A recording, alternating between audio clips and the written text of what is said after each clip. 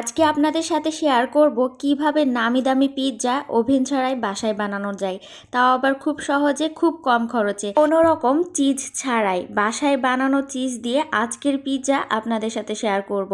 আসসালামু আলাইকুম সবাইকে, কেমন আছেন সবাই? আশা করছি আজকের ভিডিওটা সবার কাছে অনেক ভালো লাগে। প্রথমে নিয়ে নিচ্ছি 1 কাপ আটা, তারপরে নিয়েছি 2 চামচ গুঁড়ো দুধ, তারপরে নিয়ে নিয়েছি 2 চামচ চিনি, দিয়ে দিলাম 1 চামচ ইস্ট। খুব ভালোভাবে উপকরণগুলো মিশিয়ে এখন আমি কুসুম পানি দিয়ে খুব ভালো করে ডোটা মাখিয়ে নিচ্ছি। ডোটা মাখানোর পরে আমি এখানে আরও 2 চামচ তেল ব্যবহার করেছি।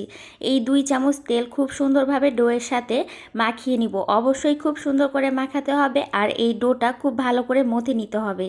এই ডোটা যত ভালো করে মথা হবে পিৎজা খেতে ততটাই ভালো লাগবে। তো এই তো আমার সম্পূর্ণ মথা হয়ে গেছে, মাখানো হয়ে গেছে।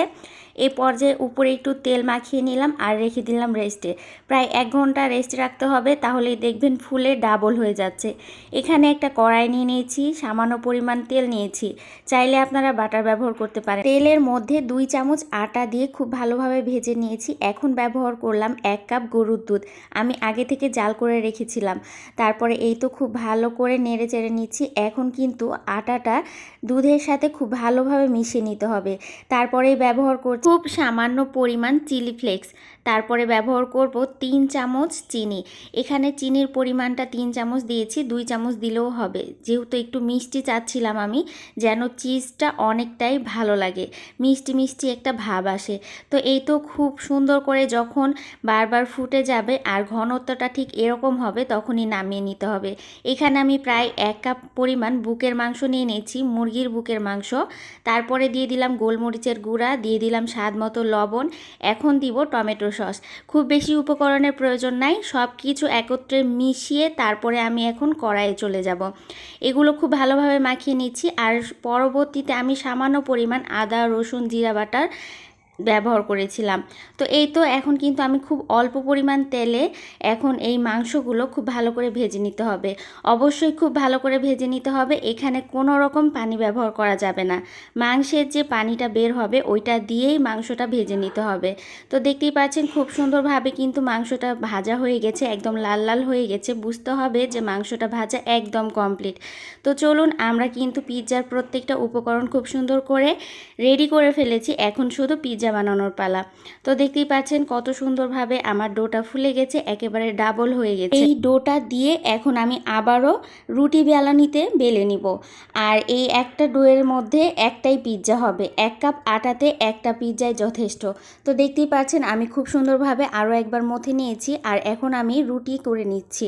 খুব ভালো করে অবশ্যই রুটিটা করে নিতে হবে, চারিদিক যেন সমান হয় আর চারিদিক যেন একই রকম থাকে, কোনো দিক মোটা বা কোনো দিক পাতলা যেন না হয়। আমি খুব সুন্দর গোল রুটি বানাতে পারিনি, তবে প্লেটে দেওয়ার পরে ওইটা আমি গোল করে নিয়েছি। তো প্লেটে দেওয়ার আগে প্লেটে কিছুটা তেল দিয়ে আমি ভালো করে মাখিয়ে নিয়েছি যেন পিৎজাটা প্লেটের মধ্যে না লেগে যায়। তো দেখতেই পাচ্ছেন এখন আমি পিৎজার যে রুটিটা ওইটা প্লেটের মধ্যে নিয়ে নিয়েছি। এরকম স্টিলের প্লেট নিতে হবে অবশ্যই, এখানে কোনো মেলামাইনের প্লেট চলবে না। তারপরে এই তো এখন আমি কাঁটা চামচের সাহায্যে খুব সুন্দর করে রুটিটা ফুটো করে নিচ্ছি, এতে করে দেখা যাবে যে আর ফুলে উঠবে না। এরপরে দিয়ে নিলাম আমি যে চিজটা বানিয়ে রেখেছি ওইটা, সাদা যে চিজটা বানালাম এইটা দিয়েও শুধু পিৎজাটা করা যাবে, তবে আমার হাতে যেহেতু চিজ ছিল তাই আমি এই চিজের সাথে সাথে যেটা অরিজিনাল চিজ ওইটাও ব্যবহার করেছি। তো দেখতেই পাচ্ছেন আমি সম্পূর্ণটাই এখানে ব্যবহার করেছি। তারপরে দিয়ে দিলাম বাজারের যেই চিজ ওইটা, খুব ভালো করে দিয়ে দিব, যত বেশি দেওয়া হবে ততই বেশি মজা হবে।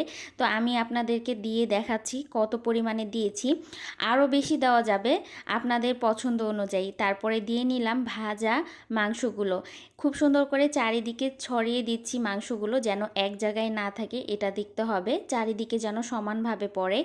তো এই তো মাংসগুলো খুব সুন্দর করে ছড়িয়ে দিয়েছি। এরপরে আমি আরও একবার চিজ কিন্তু দিয়ে দিব।